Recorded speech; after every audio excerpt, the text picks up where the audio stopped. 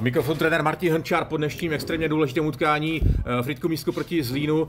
Pan trenére, v posledních zápasech jste, že hrajeme špatně 5-5, dneska 5 gólů v téhle situaci. Pojďme to utkání zhodnotit. Do stavu 3-0 sme, si myslím, boli viac ako vyrovnaní, možno aj lepším tímom. Hlavne v útočnom pásme sme veľmi dobre riešili situácie, vytvárali sme si gólové príležitosti, menili sme miesta a jak ste povedali, konečne sme dali v rovnovážnom stave všetky góly. Dobre, posledný bol do prázdnej v powerplay supera. Mali sme iba jednu presilovú hru, ktorú sme nevyužili. Znova sme ubránili všetky oslabenia. To sú momenty, ktoré budú rozhodovať záver ligy. A pre nás je veľmi dôležité, že všetky 4 formácie sa dnes presadili gólovo. Takže každá jedna mala svoju dôležitosť. Mrzí ma len ten výpadok 8 minút za stavu 3-0, kedy sme sa ako keby zlakli toho výsledku. Súper začal byť aktívny, agresívny, dohrávať súboje. Začali sme pasívne stáť, neboli sme aktívni, využil to na 3-1. Na to 3-2 v tretej tretine po úplne zbytočnej chybe našej priestorovej. To sa nám nemôže stávať, ale 50 minút si myslím, že sme odvedli kus poctivej práce, 52, a tí chlapi si to víťazstvo zaslúžili.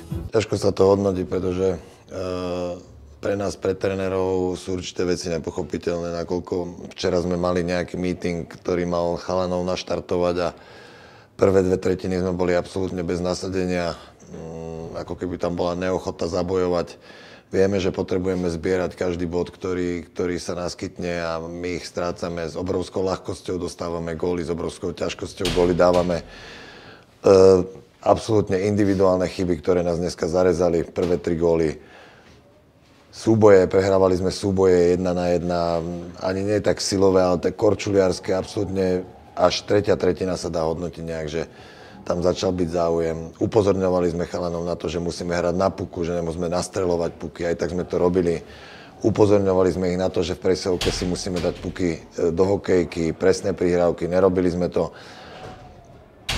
Z našej tej trénerskej strany dnes naozaj asi najväčšie sklamanie za tie posledné zápasy, ktoré boli, aj keď ani tam sme nenazbierali body, ale dneska naozaj nepochopiteľný výkon, hlavne v prvých 2 tretinách.